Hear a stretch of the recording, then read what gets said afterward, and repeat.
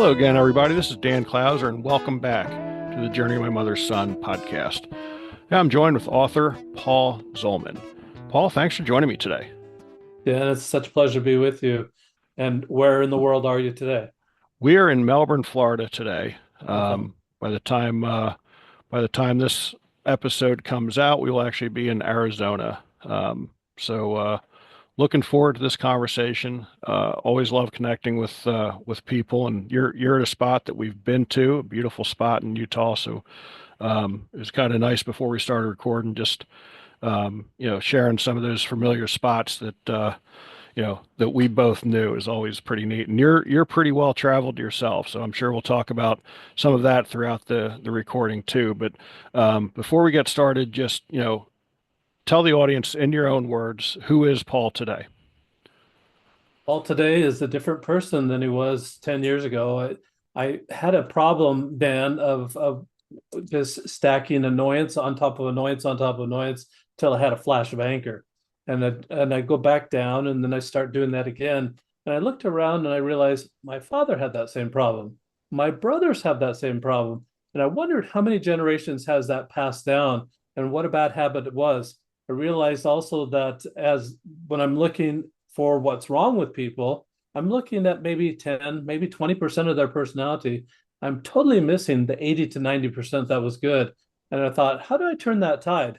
How do I get to the other side, so to speak, and try looking a different way? Because I was always looking one direction. What's wrong with that person?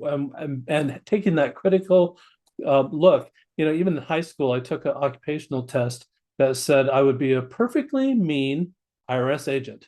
I didn't want to do that, Dan. Who wants to be an IRS agent and be hated by white people everywhere? Yeah. And you don't want to disclose that. And it's almost like you'd have to say like you're working for a secret service for the government and you just don't disclose what you do for the government. I did not want an occupation like that. So I just working with that, trying to get to the other side. I love it. And I mentioned you're an author. I didn't mention the title of your book, but the title of your book is The Role of Love.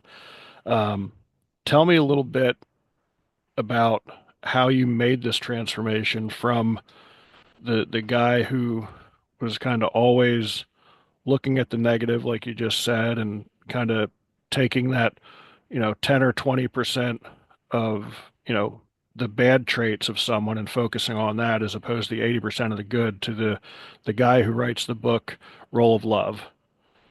That's a great question, Dan. And one of the biggest things for and the hardest thing for men could be for women, but mostly for men is to admit you got a problem.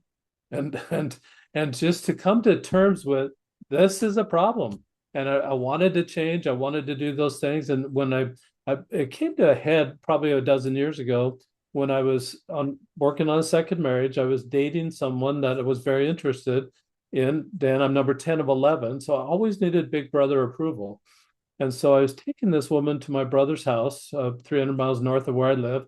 And first thing that happened was his wife, my sister-in-law, pulls this lady aside and says, the only emotion that the Zolman family learned growing up was anger.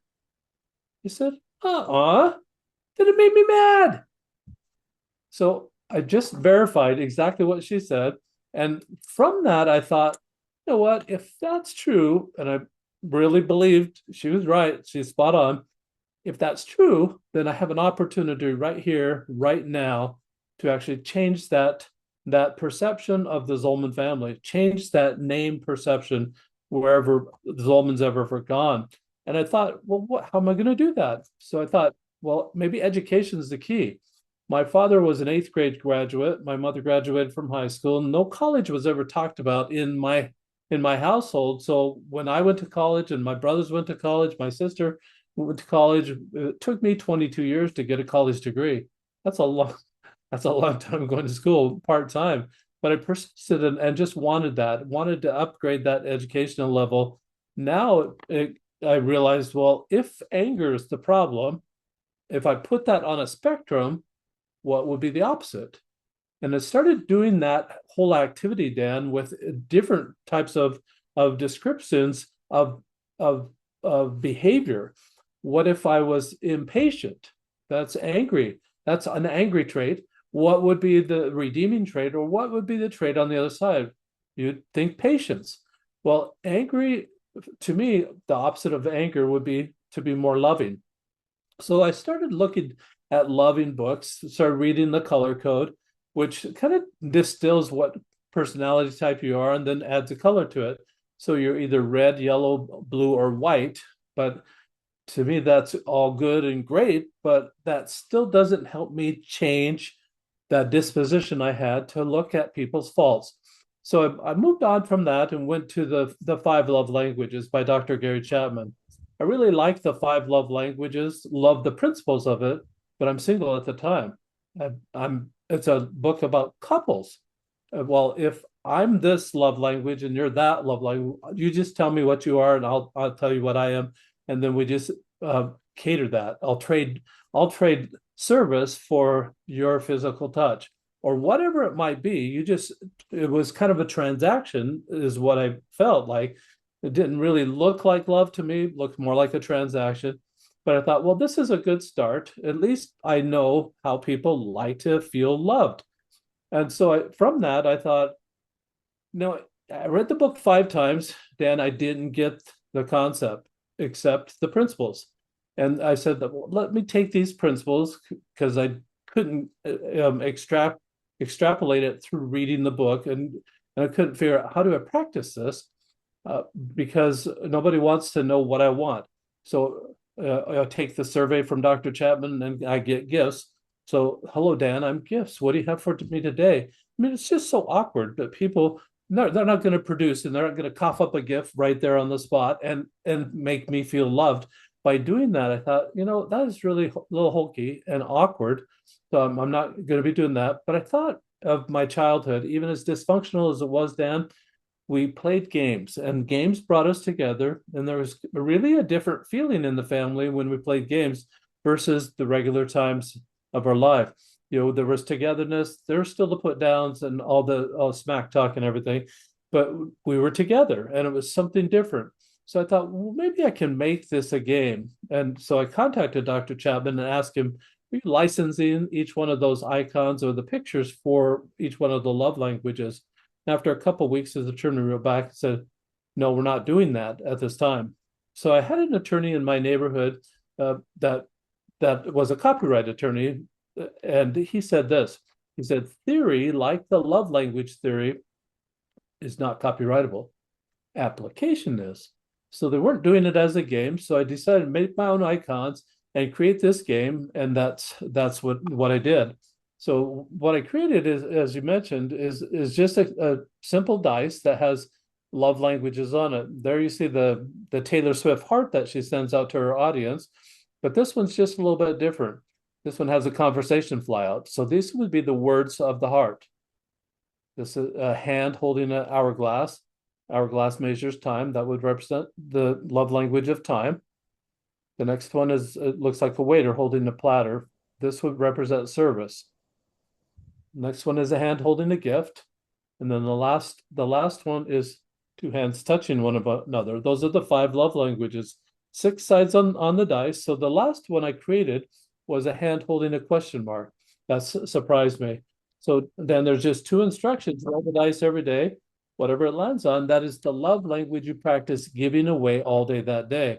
And after I started this and created the game, I actually created a prototype of the game that's just very large, a 2.5 inch by 2.5 inch block of wood that I laser engraved the different love language symbols on it. It found out that this has such sharp edges that it would go thunk, thunk, thunk. And it would just really kind of be hokey because I could say, well, if it's doing thunk, thunk, thunk, that's 3 thunks. I'm going to say, I want to do physical touch today. So it'd go thunk, thunk, thunk. I was doing physical touch that day. Really wasn't as random as I would have liked it. So over a period of time, I had to bevel the edges, roll, and then it rolled a lot better and became that dice that I started practicing sending out love.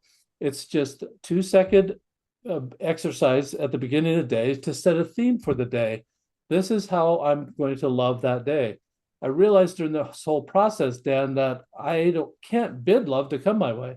even if I told you, Dan, what my love language is, or told a significant other what my love language is, and asked people to cater to it, I can't force your hand. And if I did, is that really love? It just wasn't working that way. I couldn't get my mind wrapped around what Dr. Chapman was trying to do, except improve the communication. So, rolling this die over a 30-day period, what that does is it gives you opportunity to give away all five love languages so that now you know them backwards and forwards. It improves your literacy level of the love languages. That alone is going to close that communication gap that most couples or most people have, even if it's just at an office. It's going to close that communication gap. Now you can see what that person likes when they light up. When they light up, no longer, Dad, do you have to say, "Excuse me, could we pause this relationship for just a moment? Well, have you take this survey so I know how to love you." So awkward. You don't have to do that anymore. Just watch them light up. That's a truer broadcasting of what they like and what they like to receive as love. So you just take a mental note for that person and wash, rinse, repeat. So doing that over a period of time, learned them all. Now I can see it when it comes my way and respond appropriately. So that's kind of what took me from that spot of not being able to look, even see what was good about other people, to always looking for what's right about people. It was a diabolically 180-degree directional change. And when I'm not looking at for faults and I'm looking at what's right, I can't look at what's wrong and right at the same time. So while I was looking for what's right about people, I totally forgot to be annoyed. And then it stopped having the flashes of anger. I stopped that whole cycle with just this simple tool. It was amazing, miraculous, really. Yeah, I love that. So, there's a lot of people out there, you talked about your childhood and, um, how your sister-in-law said the only emotion in the Zolman family was anger.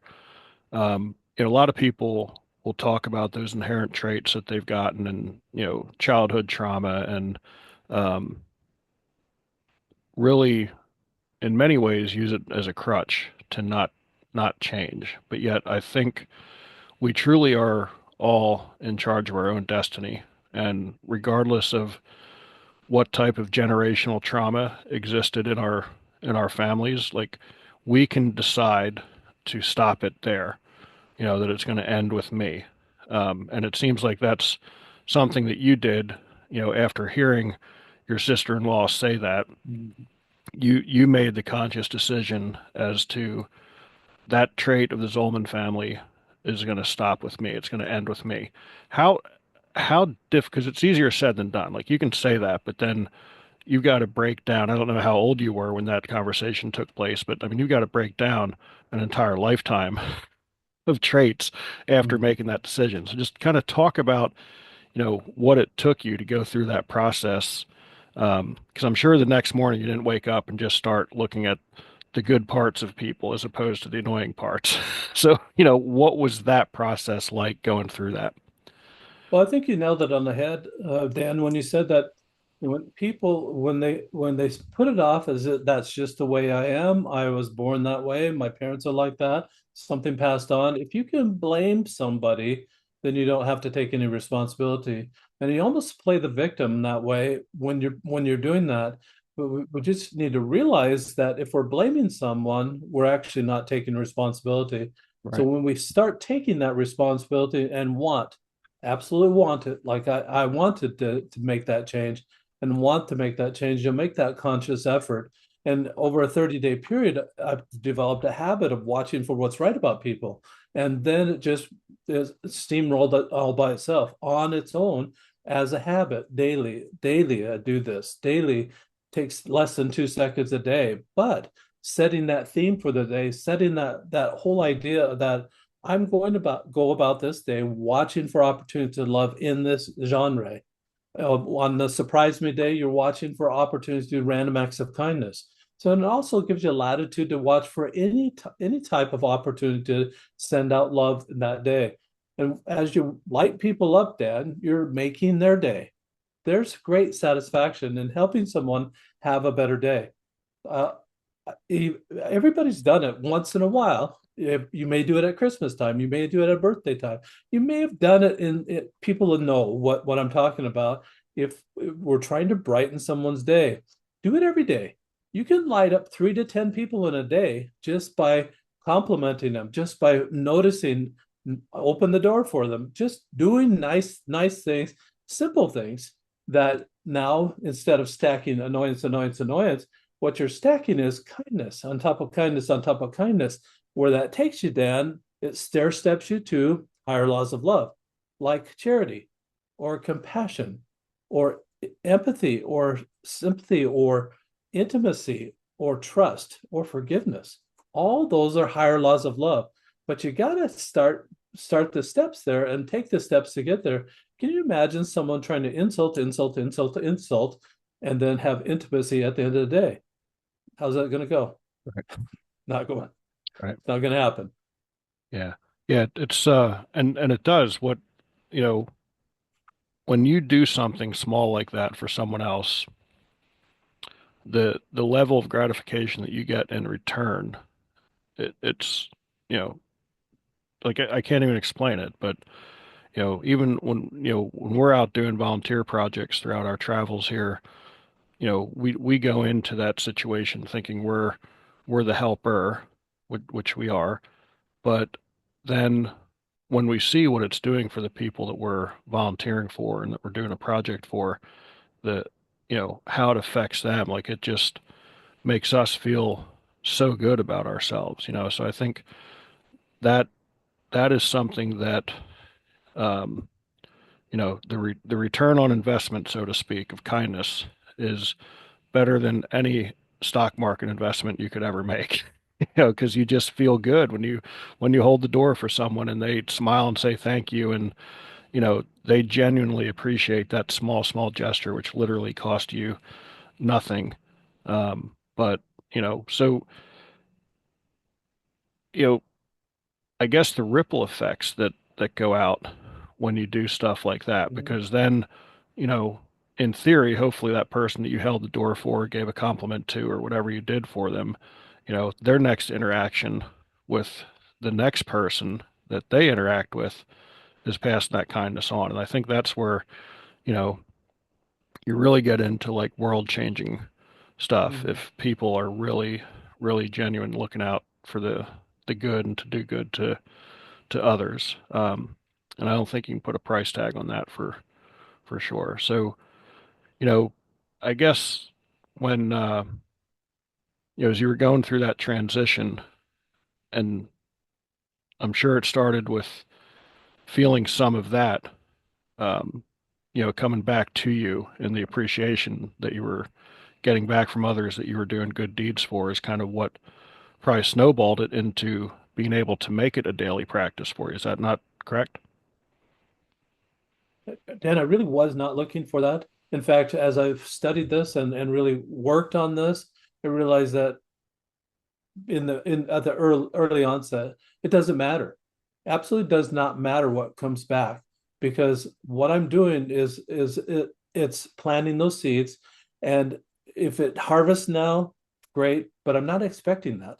Yeah, and And I when think that's and the thing that's probably so beautiful about it is that you weren't looking for it, I but wasn't. but you did end up getting it in It, return, not looking for it, which is what I think is the beauty of what you're doing.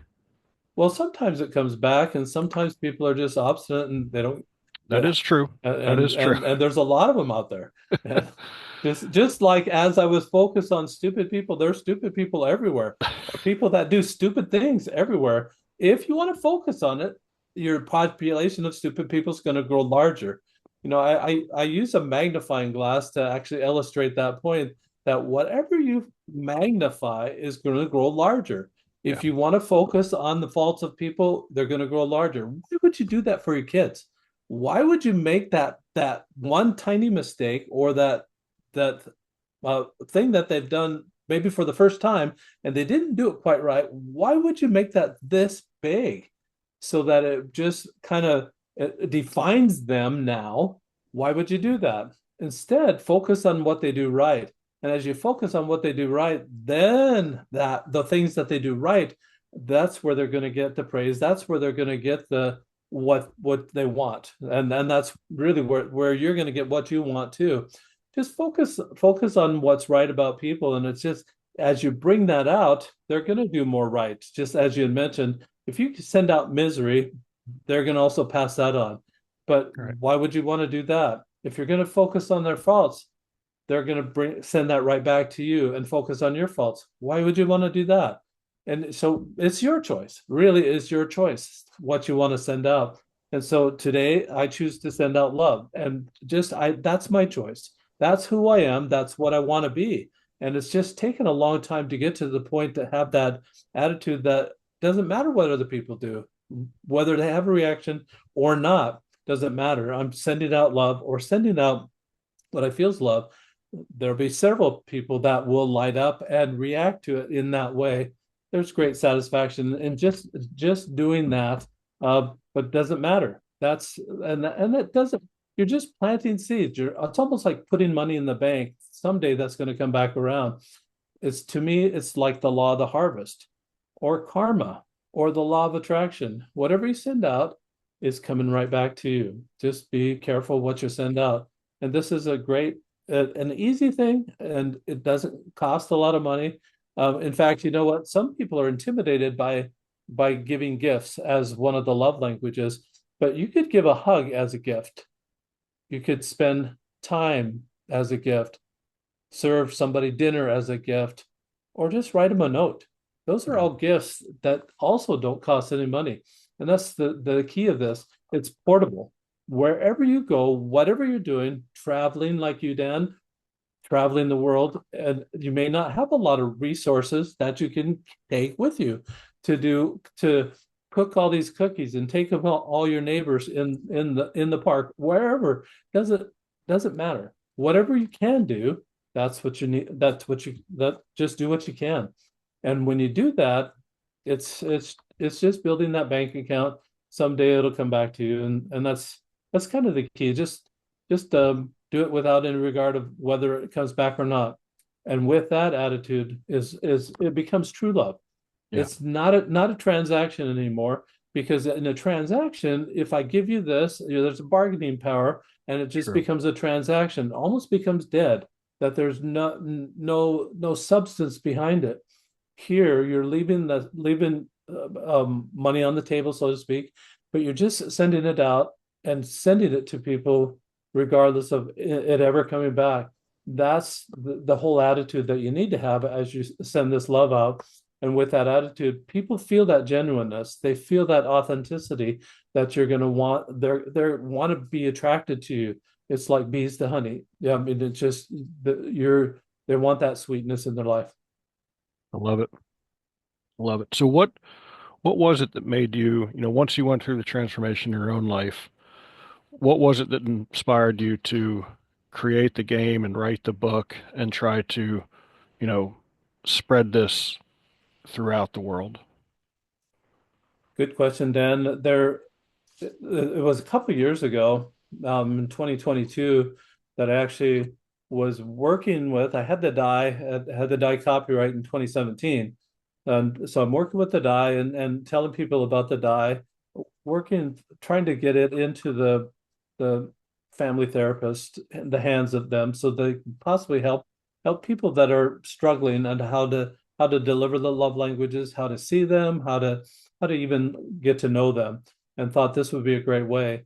And when I took it to one in 2022, he said that this is all good and great, except it's so different from what Dr. Chapman did that you really need a manual. And so he said, you need to write a book. You need to update the book. Dr. Chapman's book was written in 1992, first published in 1992, sold millions around the world, but it wasn't this same type of thing. It's not the I tell you, you tell me, I'm going to feed you tacos the rest every day, every meal for the rest of your life, because I know that's what you want.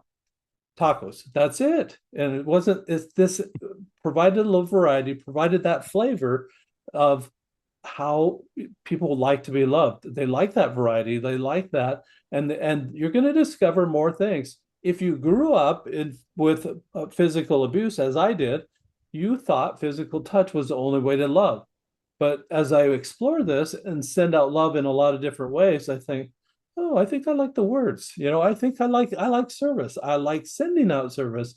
And there's a lot of other things that you'll find that you really like doing other than that one solid primary love language that you grew up with.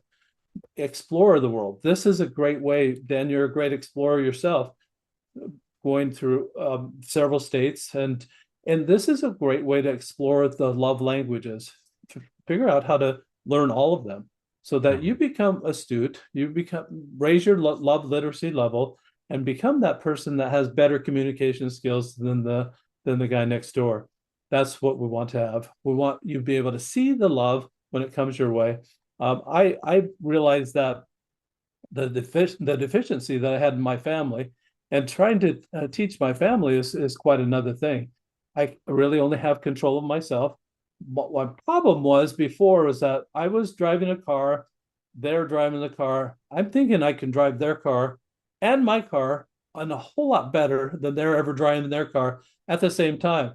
And probably only if it was a Tesla, maybe I could do that because they're self-driving. But that's really something on a collision course, that thinking I could manage their life a lot better.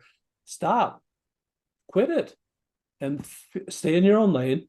Figure out what you can do for yourself. Take that responsibility for yourself of who you're going to be, what you're going to send out, and how you want people to pass it on. This is a legacy. This becomes your legacy. If love is something that you can pass on, kudos to you. This is really the best legacy that anybody could ever pass on, bar none. Yeah. Yeah. I love it. Absolutely love it. Paul, is there anything that we missed that you think would be important for the listeners before we start to wrap things up?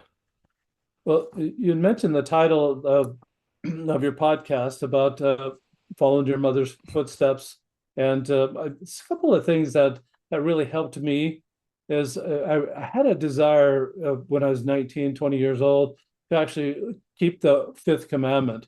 Even as abusive as the childhood was, I still wondered, how can I honor my father? Excuse me, honor my father and my mother.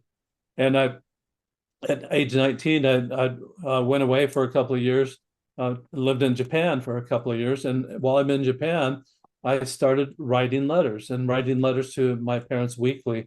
My father never wrote back, and I wondered why he never wrote back. But then I realized many years later that with the eighth grade education, I think he was quite illiterate, that he probably just couldn't even compose a letter, let alone write a letter. And it was all handwritten at the time, no type. I guess he could have typed it, but didn't have that literacy as well. So I hand wrote letters for that 2 year period. And after that 2 year period, I thought, what am I going to do with this now? Am I going to keep this good habit that I've created, or am I going to throw away a good habit? And why would anybody in their right mind throw away a good habit Right. unless you had another good habit to replace it with? So I decided to keep that habit. And for 32 years, until both my parents had passed away, I wrote them a letter every single week. And I think that just that endearing and trying to figure out what's right about my parents, and this whole metamorphosis that I was going through of how can I look at what's right about my parents after all that's happened in my childhood, all the trauma and everything that's happened. How is it ever going to turn around? And I thought, you know what? I've got to look at what I loved about them. One thing I absolutely loved about my father is that he valued women. And he took my mother out every single Friday night, every single Friday night, every single Friday night. Wow. I don't think he ever missed. I don't know that he ever missed. It wasn't very creative. It was always the Maverick Bar, always over alcohol, but he never missed taking my mother out. I'm sandwiched in my birth order. I'm sandwiched between two girls, an older sister, younger sister, as number 10 of 11 children. And if I look cross-eyed at those girls, I was in trouble. And I could, and just that value that he had for women was something incredible. Another thing that he did was he always cooked Sunday dinner. It was never burned. It was always absolutely perfect, and it was always fried chicken or baked chicken. And he had his consistencies of things that he always did, but just a couple of things like that he did that were just kind things that I will always remember about him. When I started looking at those type of things, Dan, it just the animosity just melted away. I said, you know, it doesn't matter. They had some things in their character that were absolutely positive, that really influenced me in my life. Some things that were positive that that I could do or I could try to do. I haven't been able to keep up with dating my wife every Friday night. I've I don't know what how he did it, but I haven't ever been able to do that. But just trying to value women and trying to help people, you know, give the woman a day off of cooking. Just it's your turn. It's my turn to cook. Take that turn and just do that kind of service. There are things like that. So it really repaired writing letters, those 1,500 letters that I wrote over that 32 years. Writing those letters just made a huge difference in the relationship. In fact, when my mother was in her 80s, I asked what she looked forward to every single week. She said, Thursday is my best day. I said, why Thursday? And she said, that's when I get a letter from you. And it was just I'd mail on a Sunday, she'd get it on a Thursday. And it was just like she absolutely looked forward to Thursdays every single week of her life, you know, for the longest time. And it was just something that endeared, just it did something for a relationship that I could never have done by myself, except that I wanted to do something that would show that I really cared about my parents. I honored them in a simple way. I didn't know how to honor them in any other way. And maybe if you think about, Dan, how you're honoring your parents, or maybe anybody in your audience, how are you honoring your parents today? And it's just we've gone away from a society that honors one another. Yeah. I mean, every we're trying to discount people. Got to get away from that. If we can move away from the discounting to give them the full value of who they are. One thing that this does, Dan, is that it erases all the lines, erases political lines, erases gender lines, erases just any division lines that you can draw in the sand, erases all. If you are a person, you're worthy of receiving love. It does that for everybody, and this is universal in that way. Doesn't matter what country you come from, Right. doesn't matter what color your skin is, doesn't matter what sexual orientation you have, doesn't matter. If you're a person, you're deserving of being loved. And that's really kind of the message that we want to send out with us every single day. Love that. Absolutely love that. So, Paul, how do people find you if they want to get a copy of the book, if they want to purchase the game? Um, I know you got a journal as well, I wouldn't say a whole line of merchandise, but a couple pieces of merchandise. How would they get that? How would they get in contact with you if they want to find out more about what you're doing? Thank you, Dan, about the shameless piece of that podcast here. They can find everything at therolloflove.com, ROLE of love.com.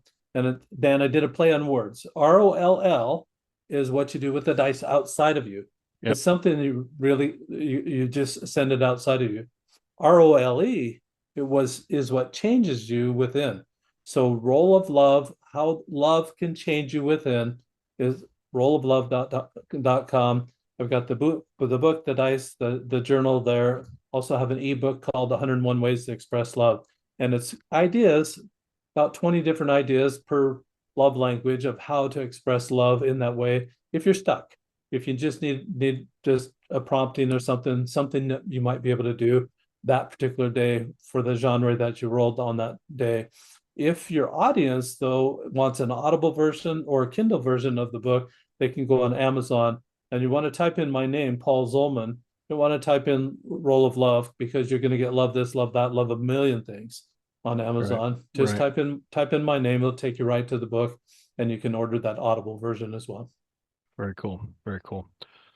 So, Paul, that brings us to our final question. As you know, the subtitle of the podcast is Many Little People in Many Little Places, and that comes from the opening lyrics of a Michael Franti song, Gloria, which go, when many little people in many little places do many little things, and the whole world changes. What's one of the little things that Paul does on a daily basis to make the world a little bit better place? And I think you probably already answered this question a couple times throughout the podcast, but you can kind of package it up into, a couple little sentences right here. So the little thing is really little, less than 2 seconds, taking the time to roll the die. The bigger little thing that I do is get out of my chair, go out in the neighborhood, go out somewhere, find someone that is a little feeling a little down. I can guarantee if you walk your neighborhood, there's pain under every household. Find someone that you can lift. And when you do that, you've made their day, you've made your own day. Do it again, do it again, do it again. Keep doing it. There's no end to what you can do from sun up to sundown. There's a lot of people out there that need lifting, that need help along the way, and help them understand how they can do it too. Pass it on. You used to stand in the lunch line when I was young, and you'd slug the guy, and you'd say, pass it on. And if they didn't get pass it on, they got more than one slug. They got a lot of slugs because they broke the chain. Yeah. Do that with love. Send it on, and send it out. It's a little thing that you can do, one little thing, and it's going to change your neighborhood. It's going to change your community. It's going to change your state. It's going to change the nation. It's going to change the world as we do it one by one. I can't do it by myself. You can't do it by yourself, Dan, but we can do what we can. And that's all I can ask is do that little thing and make it a loving day, all day, every day, to everyone. There's no discrimination here. Yeah, I love that. I love that. Reminds me of one of my former guests once said about, do what you can with what you have, and that makes a huge difference. I mean, I think sometimes we lose track by looking at the entire elephant and forgetting that it's just, one bite at a time that we got to attack it with, So I love that for sure. So, Paul, I really appreciate you taking the time. We'll definitely connect when we get back out into your area at some point. I would look forward to that for sure.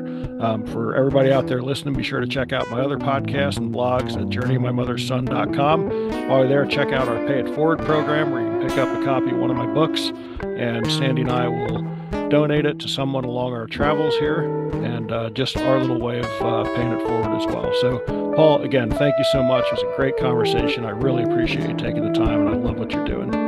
Thank you, Dan. It's been my pleasure. You bet.